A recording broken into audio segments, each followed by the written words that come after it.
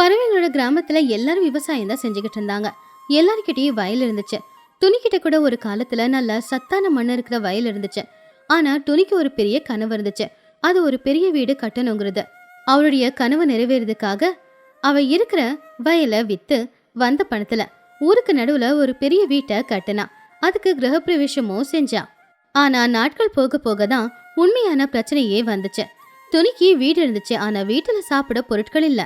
துணிக்கு இப்ப வேற வழி இல்லாம அவளுடைய தோழிகளான சோட்டு சிச்சுவோட வயல்ல கூலி வேலைக்கு போகலான்னு முடிவெடுத்தான். ஒரு காலத்துல அவளும் வயலுக்கு சொந்தக்காரி. அவ மத்தவங்க வயல்ல கூலி வேலைக்கு போனா இந்த உலகம் அவளை எப்படி பார்க்கும், அத துணி எப்படி சமாளிச்சா அப்படிங்கிறது தான் இந்த கதை. கதைக்குள்ள போகலாம். ஒரு நாள் மதிய நேரம் சோட்டுக்கிளியோட வயல்ல துணிக்குருவி களப்படுகிற வேலை பார்த்துக்கிட்டு இருந்தான். அவ கூடவே நிறைய கூலி ஆட்களும் வேலை பார்த்துக்கிட்டு இருந்தாங்க. அப்போ வரப்பு மேல மகிக்கழகு சிச்சு காக்கா சோட்டுக்கிளி நின்னுக்கிட்டு இருந்தாங்க. துணி இடுப்பு வலிக்குது அப்படின்னு சொல்லி கொஞ்ச நேரம் அவ நிமிர்ந்து நின்னா. அது சிச்சு காக்காவோட பார்வையில பட்டுச்சு. அப்போ சிச்சு காக்கா எல்லாருக்கும் கேக்குற மாதிரி ரொம்பவும் சத்தமா, என்ன டோனி அதுக்குள்ள நின்னுக்கிட்டு இருக்க? வேலைக்கு வந்து 1 மணி நேரம் ஆச்சு, அதுக்குள்ள இடுப்பு வலி வந்துருச்சா? சாயந்தரம் நேரம் ஆனதும் கூலி பணத்தை மட்டும் சரியா கேக்குறல, அப்படி இருக்கும்போது சரியா வேலை பார்க்கணும்ல, நல்லா வேர்வே சிந்தி வேலை செய்ய. அப்போ சோட்டுக்கிளி சிரிச்சுக்கிட்டே, பரவாயில்ல விடுச்சிச்சோ, பாவம் நேத்து வரைக்கும் அவளும் வயலுக்கு சொந்தக்காரி, இப்போ கூலியாலா வேலை பாக்குறா. ஆனா டோனி உனக்கு எதுக்கு இந்த பேராசை? இருக்கிற நல்ல வயலை வித்து பெரிய வீட்டை கட்டிக்கிட்ட, இப்ப இந்த வீட்டை கடிச்சா சாப்பிட போற, பாரு உன் நிலைமை என்னாச்சுன்னு. அப்ப அங்கிருந்து மத்த பறவைகளும் இதை பத்தி தான் ரகசியமா பேசிக்கிட்டு இருந்தாங்க. அது என்னமோ உண்மைதான். அப்பெல்லாம் இந்த துணி நம்மள நிம்மதி கூட பார்க்க மாட்டா, இப்போ நம்ம பக்கத்துலயே உட்காந்து வேலை பார்த்துக்கிட்டு இருக்கா. இதுதான் காலம். துணி இவங்க சொன்னது எல்லாம் கேட்டு மனசு ரொம்ப கவலைப்பட்டா. ஆனா அவளுக்கு வேற வழியும் இருக்கல. இல்ல, எனக்கு இடுப்பு வலிச்சுது, அதனாலதான் கொஞ்சம் நிமிர்ந்து நின்ன. நான் வேலை பார்க்கறேன், பணத்தை ஏமாத்தி வாங்க மாட்டேன். அதை கேட்டு மகிக்கழகு கோவமா, என்ன துணி பதிலுக்கு பதில் கொடுக்கறியா? இப்ப நீ ஒன்னும் பணக்காரி இல்ல, எங்க கிட்ட வேலை பார்க்கற கூலிக்காரி. அப்படி இருக்கும்போது நாங்க சொல்றத சீக்கிரமா செய்யணும், இல்ல நாளைக்குல இருந்து நீ வேலைக்கு ஒன்னும் வர தேவையில்லை. அதானே, ஏதோ பழைய தோழி ஆச்சேன்னு உனக்கு இடம் கொடுத்தா தலைமையில ஏறி உக்காந்துருவ போல தெரியுது. எங்க பிள்ளைங்களுக்கு ஸ்கூல் ஃபீஸ் கட்டணும், சீக்கிரம் வேலையை பாரு. பணம் வேண்டாமா உனக்கு? துணியால அந்த அவமானத்தை தாங்கிக்கவே முடியல. அந்த அவமானத்தினால வார்த்தையும் வரவே இல்ல. வேற வழி இல்லாம அவ மறுபடியும் வேலையை செய்ய ஆரம்பிச்சா. அவ அங்க முளைச்சிருந்த களச்செடிங்களை எடுத்து போட்டுக்கிட்டு இருந்தா. ஆனா மனசுக்குள்ள குத்தின முள்ள மட்டும் தூக்கி போட அவளால முடியல. நான் யாரையும் ஏமாத்தல, கஷ்டப்பட்டு தானே என் வீட்டை கட்டினேன், அதுக்கு எல்லாரும் மட்டமா பேசுறாங்க அப்படின்னு உள்ளுக்குள்ள கவலைப்பட்டா துணி. அன்னைக்கு சாயந்தர நேரம் எல்லாரும் வேலையை முடிச்சுட்டு முன்னாடி நடந்து போய்கிட்டு இருந்தாங்க. அப்ப அவங்களுக்கு பின்னாடியே துணி தனியா நடந்து போய்கிட்டு இருந்தா. முன்னாடி போய்கிட்டு இருந்த மஹி சோட்டு சிச்சு பேசிக்கிட்டு இருந்தாங்க. அவங்க ரொம்ப சோர்வடைஞ்சிருந்தாங்க. அப்பா எனக்கு ரொம்ப வேலையா இருந்ததுல, எனக்கு இடுப்பெல்லாம் வலிக்குது. சீக்கிரமா போய் சமைச்சே படுத்து தூங்கணும். காலையில 4 மணிக்கு எழுந்திருக்கணும். சின்னவுக்கு டிஃபன் பாக்ஸ கட்டணும். மறுபடியும் 8 மணிக்கு வயலுக்கு வரணும். இந்த சமைக்கிறது தான் பெரிய வேலை. அட ஆமா சிச்சு, என் நிலைமையும் இதுதான். சுட சுட பசங்களுக்கு காலையிலக்கு சமைச்சு கொடுக்கணும், மதியத்துக்கும் சமைச்சு கொடுக்கணும். நமக்கும் வயலுக்கு வரும்போது மதியத்துக்கு சாப்பாடு எடுத்துட்டு வரணும். இதெல்லாம் செய்யறதுக்குள்ள போதுன்னு ஆயிடுது. ஹோட்டல்ல வாங்கலனாலும் விலை அதிகமா இருக்கு. யாராவது சமைச்சு கொடுத்தாங்கன்னா உண்மையிலேயே எவ்வளவு நல்லா இருக்கும்ல. ஆமாமா, எனக்கும் இப்பெல்லாம் முடியல. சமையல் வேலை மட்டும் இல்ல, வயல் வேலையே ரொம்ப நல்லபடியாவே பாத்துக்கலாம். பின்னாடி நடந்து வர துணியோட காதுல இவங்க பேசினது எல்லாமே கேட்டுச்சு. அப்பதான் திடீர்னு துணிக்கு ஒரு நல்ல ஐடியாவும் வந்துச்சு. அப்போ துணி அவளுடைய மனசுக்குள்ள, எனக்கு தெரிஞ்ச எல்லாருக்கும் கஷ்டமான வேலை காலையில எழுந்திருச்சு சமைக்கிறது தான். ஆனா எனக்கு காலையில எழுந்திருக்கிறது பிடிக்கும், அதே மாதிரி சமைக்கிறது ரொம்ப பிடிக்கும். பேசாம இந்த கூலி வேலைக்கு வராம காலையிலேயே சுட சுட பூரி கிழங்கு இது ரெண்டுத்தையும் சமைச்சு கொண்டு போய் கொடுத்தா இவங்க எல்லாரும் பணம் கொடுத்து வாங்கிப்பாங்கல்ல.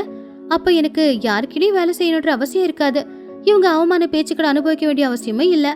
பேசாம இதையே செஞ்சிடலாம். இந்த யோசனை வந்ததும் அவமானப்பட்டதுக்கான வலி மறைஞ்சு போய் ஒரு புது உற்சாகம் துணியோட முகத்துல தெளிவா தெரிஞ்சுது. அடுத்த நாள் காலையில துணிக்குருவி 4 மணிக்கெல்லாம் எழுந்திருச்சா. ஒரு பெரிய பாத்திரத்துல மாவு பிசைஞ்சு வச்சா. அதுக்கப்புறம் உருளைக்கிழங்கு வேக வச்சு உருளைக்கிழங்கு மசாலாவும் தயார் பண்ணா. அதுக்கப்புறம் எண்ணெய காய வச்சு அதுல சுட சுட பூரிய போட்டு பொரிச்சு எடுத்துக்கிட்டு இருந்தா. சுட சுட பூரி கிழங்கு எல்லாத்தையுமே ஹாட் பாக்ஸ்ல வச்சுக்கிட்டு துணி தெருவுக்கு வந்தா. அப்போ தெருவுல நின்னு அவ சத்தமா கத்தனா, பூரிமா பூரி, சுட சுட பூரி கிழங்கோட குடுக்கற, ரொம்ப டேஸ்டா இருக்கும், பசங்களுக்கு ரொம்ப பிடிக்கும், வெறும் பிளேட் 20 ரூபா மட்டும்தான். துணியோட குரல் சிச்சு காக்காவோட வீட்டுல கேட்டுச்சு. அப்பதான் தூக்க கலக்கத்துல சமைக்க முடியாம சமைச்சுக்கிட்டு இருந்த சிச்சு காக்கா வெளியில வந்து, என்ன இது துணியோட குரல், பூரி விக்கிறாளா? பக்கத்துல வந்து பாக்கும்போது துணி சுட சுட பூரி கிழங்கு வித்துக்கிட்டு இருந்தா. அந்த வாசம் சிச்சு காக்கா மூக்க தொலைச்சுது. துணி, நீ பூரி வித்துக்கிட்டு இருக்கியா? நல்லதா போச்சு. இன்னைக்கு சமையல் செய்ய வேண்டிய அவசியமே இருக்காது. இந்த வெங்காயத்தை கட் பண்ண முடியாம தவிக்கிறேன். சின்னு, போய் 4 தட்டு வாங்கிட்டு வாடா. சோட்டு வீட்டுல பன்னு எழுந்திருச்சே பாவம் அழுதுகிட்டு இருந்தான். அம்மா, பசிக்குது, சீக்கிரமா ஸ்கூலுக்கு போகணும். எனக்கு நேத்து வச்ச சாப்பாடு வேண்டாம், எனக்கு இப்பவே பூரி கிழங்கு வேணும். திடீர்னு பூரி கிழங்குக்கு நான் எங்கடா போவேன்? நான் இன்னும் சமைக்கவே இல்ல. அப்பதான் துணி அங்க வந்தா. சோட்டு, கவலைப்படாத, இந்தா சுட சுட பூரி கிழங்கும் இருக்கு. பன்னுவுக்கு பூரி பிடிக்கும்ல, பிளேட் 20 ரூபாய் தான். பன்னு நல்லா சாப்பிடுவான், உனக்கும் எந்த கஷ்டமும் இருக்காது. அப்போ சோட்டுக்கிளி ரொம்ப சந்தோஷமா, அப்பாடா துணி, என் பார்வையில இப்போ நீ கடவுள் மாதிரி தெரியற. சரி சரி, சீக்கிரமா கொடு, அவன் கிளம்பி ஸ்கூலுக்கு போட்டோம். கொஞ்ச நேரத்திலேயே துணி வித்துக்கிட்டு இருந்த பூரி எல்லாமே தீந்து போச்சு. வயலுக்கு போறவங்க, வெளியில வேலைக்கு போறவங்க, ஸ்கூலுக்கு போறவங்க எல்லாரும் வாங்கிட்டு போனாங்க. அன்னைக்கு துணி கூலி வேலைக்கு போகல. அவ பணத்தை எண்ணி பார்த்தா. கூலி வேலைக்கு போனா தினம் 200 ரூபாய் சம்பாதிச்சுக்கிட்டு இருந்தா. ஆனா இன்னைக்கு செலவெல்லாம் போக 500 ரூபாய் மிச்சம் இருந்துச்சு. துணி ரொம்பவுமே சந்தோஷப்பட்டா. இப்படியே சில நாட்களும் போச்சு.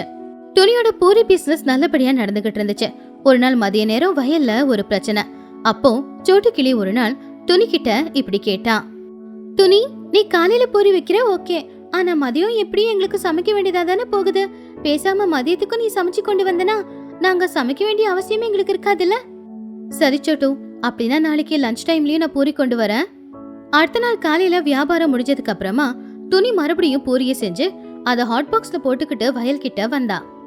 எல்லாரும் வேலையை முடிச்சு சாப்பிடலாம் அப்படின்னு வந்தாங்க. ஆனா ஹாட் பாக்ஸ திறந்தப்போ பூரி எல்லாம் சில்லுன்னு ஆயிடுச்சு. ஒன்னோட ஒண்ணு ஒட்டிக்கிட்டு வரவும் இல்ல. அப்ப சிச்சுக்காக்க பூரிய சாப்பிட்டு பார்த்துட்டு, என்ன துணி இது, பூரியா இல்ல சைக்கிள் டயரா? இழுக்க இழுக்க வரவே மாட்டேங்குது, சில்லுன்னு வேற இருக்கு, இது தொண்டையில இறங்கவே மாட்டேங்குது, பூரி சாப்பிட முடியல. வீட்ல இருந்து இங்க வர்றதுக்குள்ள சில்லுன்னு ஆயிடுச்சு. சாரி, நாளைக்கு வேற பிளான் போடுறேன், உங்களுக்கு சுட சுட வரும். துணி வீட்டுக்கு வந்து ரொம்ப நேரம் யோசிச்சு பார்த்தா. பூரி ஆறி போனா டேஸ்டா இருக்காது, கஸ்டமர்ஸ்க்கு சாட்டிஸ்பாக்சனும் இருக்காது. ஆனா சுட சுட பூரிய எப்படி அவங்களுக்கு கொடுக்கறது?